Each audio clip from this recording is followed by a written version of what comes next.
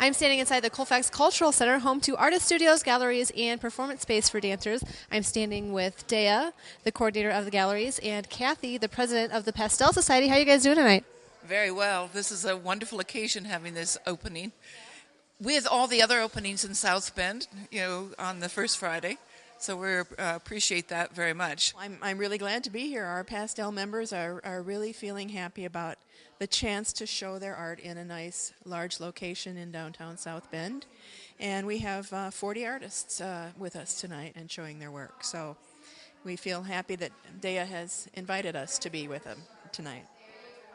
Well, thanks for letting me talk with you guys today. Let's talk about the history of the center, how it came to be. This building is owned by South Bend Heritage Foundation. It was, as it looks, an elementary school that was built or completed in 1898 and was an elementary school up until the 70s. Then it went empty and it was purchased by Mr. Van Meel, and it was used as the Michiana College of Commerce. When they left, it just left a void here. South Bend Heritage had just started working on Lincoln Way as a targeted commercial part of their work. And so we approached Mr. Van Meel to see if we could sit here, or we could squat, so to speak, pay the insurance, pay the utilities, and see if we could make it work as a cultural center. 3 years later, we bought the building and we moved in here. Since that time, we bought the Wern's Hardware that was across the street. That is now the Charles Martin Youth Center. Across the street from that is the old Bloom's block where the Bloom's Pharmacy was. And that's also the home now of the new galleries. And then we bought, what was it called? It was a car repair shop, which is now Studio 815 across there. But our galleries are in this building, and it's called the Colfax Campus Gallery, and we have 6 shows every year. The show that we have now we have slots, and the one we have now is fitting into the slot of local community arts organizations. They always are looking for space to show their members' work in various forms, sometimes juried, sometimes not.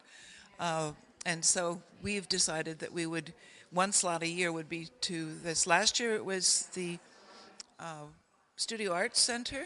This year it's the Northern Indiana Pastel Society. Next year it's going to be the Northern Indiana Artists. There are a number of organizations that will be there. But apart from that, we also have an annual intermediate school show. This will be the 21st year of that, and that is all 10 of South Bend's intermediate schools. It actually started as middle school, but when they changed all that, it became intermediate. And this place is packed with parents, packed with family when we have the reception here. We also have an art and social justice competition that's open to 4 states. We have an outside juror for this and awards for it. Very modest, but that's there. And it is a very challenging, I think, very serious show. And I have found that a number of artists have said, I love doing this kind of work. There are not that many venues to show this kind of work. So we're very pleased that we chose that. It reflects the work of South Bend Heritage, what they're doing in the middle of South Bend, too. Then we have 3 on-exhibit shows, which is essentially 3 people have a one-man show at a time because we have 3 spaces here. I've just sent out the call for artists, and I just got my first submission for this coming year. One of the goals of our gallery, and it's run by a committee of art educators and artists from South Bend. One of the goals is to bring art to people who don't go to museums, don't go to galleries. But they have meetings here. There are an incredible number of meetings here, all varieties. Now, issue meetings, meetings from people who are in the building, tenants in the building, and they always have art around them. And that way we feel like we're helping the art community, sort of educating people. People now say when we're in a downtime, what's coming next? because they are beginning to notice that, as they have noticed the pastel and have enjoyed that, I am sure. We are standing in the Pastel Gallery, correct? This is a show of work by the Northern Indiana Pastel Society members. And all of the work in here is the medium of pastel. And we're really happy to get a chance to be in this space. It is a nice, large space, and it lets our members show their work in a way that highlights the different styles and techniques that you can get using soft pastel. And I have to say, I've taught pastel for about 20 years, and I'm still finding that people don't really understand what pastel is. So this is an opportunity for those of us in the community to show what pastels are. And people always come up to us and say, oh, is that watercolor? Is that oil paint? No, pastel is a medium that's a dry pigment.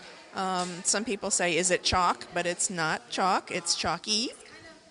It kind of reminds me of maybe a mix between a crayon and like a liquidy paint. Well, now I think maybe oil pastels would be like a crayon. Yet again, we have another confusion because people don't always know the difference between oil pastels and dry pastels. This is a dry pastel. It's goes on chalky and is the same pigment that you get with oil paints or watercolor or anything, but it's just in that stick form that's chalky. So it is in a stick form like crayon might be, but it goes on in a different way and produces a look that is opaque like oil paint, but very vibrant in its color. Do you use your fingers to like blend the paints? And you can do some blending. You can buy little tools that allow you to blend with those, or you can leave it unblended. It depends on your particular style. It's a good medium for working outdoors, so there are a lot of plein air outdoor painters who work in pastel because you don't need to have a lot of equipment. You can just take your pastel set and your paper.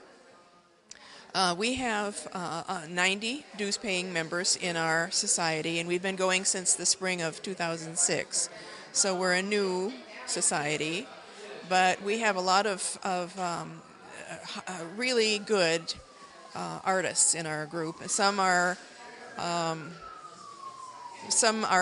nationally and internationally known pastelists. I think we have 2 or 3 of the top pastelists in the country living in our community. So we're lucky to have that opportunity to learn from top pastelists and then give the newer folks a chance to show too.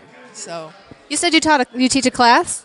I teach at the South Bend Museum of Art and at Studio Art Center, and then I give workshops and things around and do some private lessons. But how can people sign up for your class?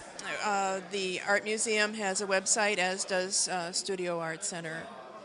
And I would say that a number of the people in here have been in my classes and then have gone on to be professional painters as well as hobbyists too. So it really, any sort of art enriches a person's life, and enriches the community. And that's why we're happy that downtown South Bend has given us the opportunity to have shows like this that bring people from the community in and can know that there are artists in their community. So I worked with pastels when I was in middle school or intermediate school.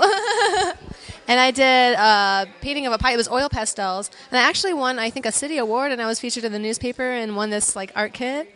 Oh, that's good. Well, good for you. Maybe you'd like to get involved with the Pastel Society. I probably would, although I'm so busy I don't even have time to do any art anymore. It's so terrible.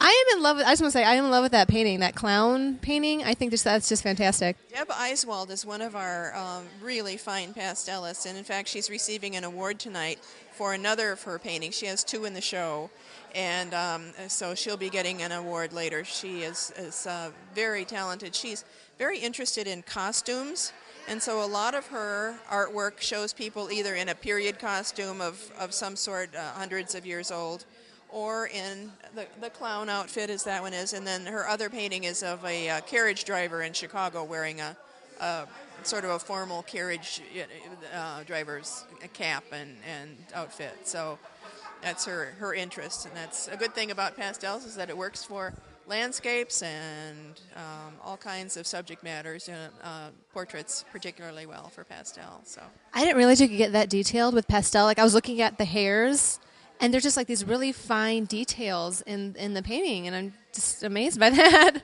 yeah, there's all kinds of technique that you can get with pastels, and some people prefer a more open style that has not such fine detail, big color shapes. Others prefer the very fine detail as Deb does, and so you can choose whatever you want for your style and technique, and it'll work with pastel most likely. So, Well, I think, have we covered everything, ladies? Have we? Again, we are with Dea and Kathy here at the Colfax Cultural Center.